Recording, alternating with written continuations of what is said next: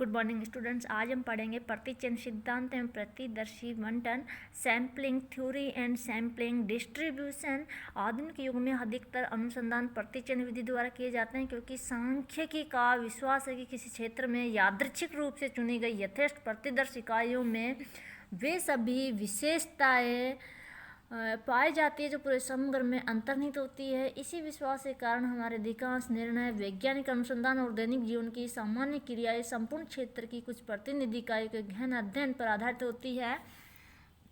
उदाहरणार्थ, चिकित्सक खून की केवल एक बूंद की जांच करके रोगी के रक्त की संरचना और उसके वर्ग के बारे में निष्कर्ष निकाल लेता है।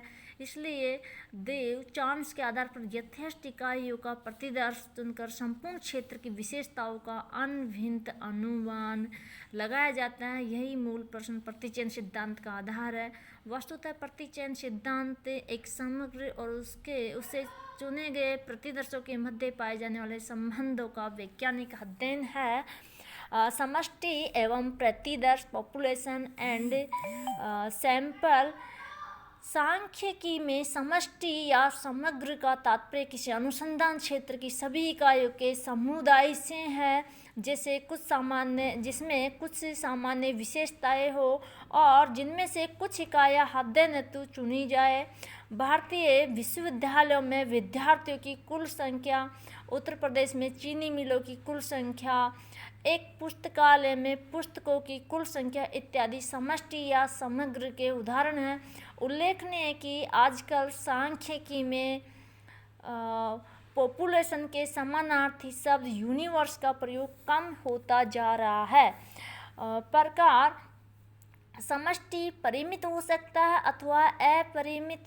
परिमित समष्टि, फाइनाइट पॉपुलेशन, ऐसे समग्र को कहते हैं जिनमें इकाइयों की संख्या सुनिश्चित होती है, जैसे 2001 में भारत की जनसंख्या, किसी कक्षा में विद्यार्थियों की संख्या, देश में 2007 और 2008 में प्रकाशित हिंदी पुस्तकों की संख्या, अर्थात जिनको हम काउंट कर सकते हैं।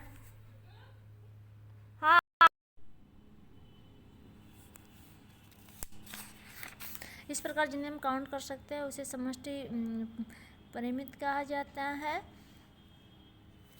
इसके विपरीत अपरिमित समष्टि इनफाइनाइट पॉपुलेशन में इकाइयों की संख्या अनिश्चित अथवा अनंत होती है। बोले गए शब्दों की संख्या, नवजात शिशुओं की संख्या, पेड़ की पत्तियां, सिक्के की उछालें आदि। प्रतिदर्श सैंपल। समष्टि की विभिन्न इकाइयों में से प्रतिदर्श चुना जाता है। वास्तव में प्रतिदर्श समष्टि की इकाइयों का वह अंश है जो पूर्ण समष्टि के अध्ययन हेतु चुना जाता है।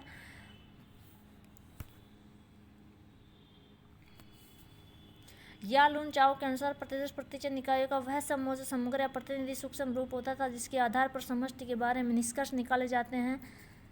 सिम्पसन एम काफ्का के शब्दों में प्रतिदर्श समष्टि की विशेषताओं का प्रतिबिंब है। वह एक लघु समग्र या समष्टि का उप समुच्चय होता है। अगले पृष्ठ पर अंकित प्रतिरूप चित्र 1 में समष्टि से चुने गए प्रतिदर्श का स्वरूप स्पष्ट हो जाता है।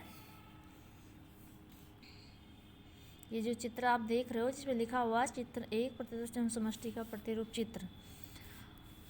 प्रतिदर्श में चुनी गई इकाइयाँ प्रतिदर्श इकाइयाँ सैंपल यूनिट्स कहलाती है। उक्त चित्र में प्रतिचिह्न इकाइयाँ 50 और प्रतिदर्श इकाइयाँ 10 है। प्राचल एवं प्रतिदर्शज, पैरामीटर एंड स्टैटिस्टिक्स। समष्टि की सभी इकाइयों के अभिलक्षणों के सांख्यिकीय मान प्राचल कहलाते हैं, जबकि समष्टि से चुने गए प्रतिदर्श की इकाइयों के अभिलक्षणों से परिकलित सांख्यिकीय माप प्रतिदर्शज स्टैटिस्टिक्स कहे जाते हैं। प्रतिदर्शज की सहायता से प्राचल का अनभिन्न अनुमान लगाया जाता है और उस अनुमान की विश्वसनीयता आंकी जाती है। वस्तुतः विशिष्ट पर्टिकुलर घटना प्रतिदर्श के अध्ययन से व्यापक समूह प्राचल का आकलन करना, अर्थात विशिष्टता से व्यापकीकरण की ओर गमन करना सांख्यिकीय अनुमति, स्टैटिस्टिकल इन्फ्रेंस या सांख्यिकीय आगमन कहलाता है, जिसमें विशिष्ट का जनरलाइजेशन किया जाता है, सामान्यीकरण किया जाता है। प्राचल और प्रतिदर्श के लिए निम्न संकेत चिन्ह प्रयोग किए जाते हैं, जैसे मेजर, माप। समष्टि प्राचल पैरामीटर हैं एंड प्रतिदर्श माप, जैसे इसमें एन है आकार साइज, इसमें स्मॉल एन से डिनोट करेंगे, और इसमें माध्य को म्यू से करेंगे, इसमें एक्स बार से करेंगे, और मानक विचलन स्टैंडर्ड डेविएशन को पैरामीटर में स्टैंडर्ड डेविएशन के चिन्ह से करेंगे, जबकि इसमें एस से करेंगे, और अनुपात को प्रोपोर्शन को इसमें पी से करेंगे समष्टि में, जबकि इसमें स्मॉल पी से करेंगे। इसमें हम ये देख रहे हैं, आप एक डिब्बा जैसा दिख रहा है, इसमें ऊपर पॉपुलेशन और पॉपुलेशन में से हम जो पॉपुलेशन है उसकी इकाइयाँ 50 हैं और उसमें से 10 इकाइयाँ हम सैंपल के रूप में चुन रहे हैं। प्रतिचयन के उद्देश्य।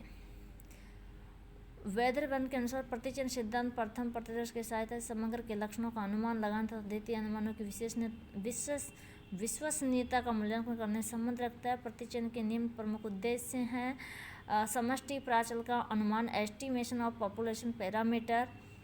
प्रतिचयन का प्राथमिक उद्देश्य प्रतिदर्श का अध्ययन करके पूरे समष्टि के बारे में कम से कम समय में और कम खर्च में अधिकाधिक यथार्थ सूचना उपलब्ध करना है। उदाहरणार्थ, यदि प्रतिदर्श के आधार पर ये कहा जाए कि विश्वविद्यालय छात्रों की मध्यक ऊंचाई 162 सेंटीमीटर, तो समग्र का एकल अनुमान बिंदु आकल कहलाएगा। परंतु यदि ये कहा जाए कि प्रतिचयन सिद्धांत के अनुसार प्राचल मध्यक ऊंचाई का अंतराल 162 ± 3 सेंटीमीटर, तो ये अंतराल अनुमान होगा। स्पष्ट है कि इस आकल के अनुसार प्राचल का वास्तविक माप 159 सेंटीमीटर और 165 सेंटीमीटर के बीच ही होगा। सांख्यिकीय अनुमिति में अंतराल अनुमान ही अधिक प्रयुक्त होते हैं। परिकल्पना परीक्षण, टेस्टिंग ऑफ हाइपोथेसिस। प्रतिचयन सिद्धांत का दूसरा उद्देश्य चुने गए प्रतिदर्श के आधार पर मूल समष्टि के संबंध में किसी सुनिश्चित परिकल्पना की जांच करना है। दूसरे शब्दों में, प्राचल से संबंध किसी मान्यता या परिकल्पना की सहायता से प्रतिदर्श की विश्वसनीयता की फर्क करना प्रतिचयन सिद्धांत का मूलाधार है। परिकल्पना परीक्षण के अंतर्गत इस तथ्य की जांच की जाती है कि अवलोकित प्रतिदर्शज और परिकल्पित प्राचल में पाया जाने वाला अंतर या दो से अधिक प्रतिदर्शों का अंतर केवल प्रतिचयन के उच्चावचनों के कारण है या वह किसी अन्य कारण से हुआ है। ऐसी प्रक्रियाएं जिनसे यह निर्णय किए जाते हैं कि पूर्व निर्धारित सांख्यिकीय परिकल्पना को स्वीकार किया जाए या अस्वीकार, अथवा जिनसे निश्चित किया जाता है कि अवलोकित प्रतिदर्श और प्रत्याशित परिणामों में पाए जाने वाला अंतर सार्थक है या नहीं, परिकल्पना परीक्षण, सार्थकता परीक्षण या निर्णय नियम कहलाते हैं। प्रतिचयन की रीतियाँ। व्यवहार में एक समष्टि में प्रतिनिधि प्रतिदर्शों का चयन करने की अनेक रीतियाँ, जिन्हें सामान्य रूप से 2 वर्गों में विभाजित किया जा सकता है: यादृच्छिक प्रतिचयन या प्रायिकता प्रतिचयन, रैंडम सैम्पलिंग और प्रोबेबिलिटी सैम्पलिंग। एंड सेकंड है गैर यादृच्छिक प्रतिचयन अथवा गैर प्रायिकता प्रतिचयन, नॉन रैंडम सैम्पलिंग और नॉन प्रोबेबिलिटी सैम्पलिंग। यादृच्छिक या प्रायिकता प्रतिचयन रीतियों के अंतर्गत प्रतिदर्श की इकाइयाँ इस प्रकार छांटी जाती है कि समष्टि की प्रत्येक इकाई के प्रतिदर्श में सम्मिलित होने की समान ज्ञात संभाव्यता या प्रायिकता होती है।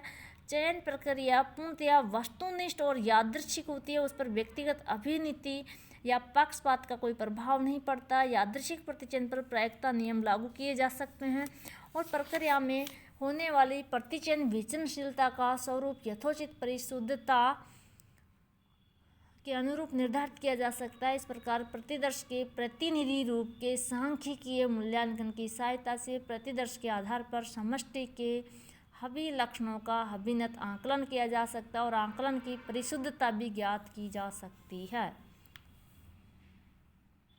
नेक्स्ट वीडियोज़ में पढ़ेंगे।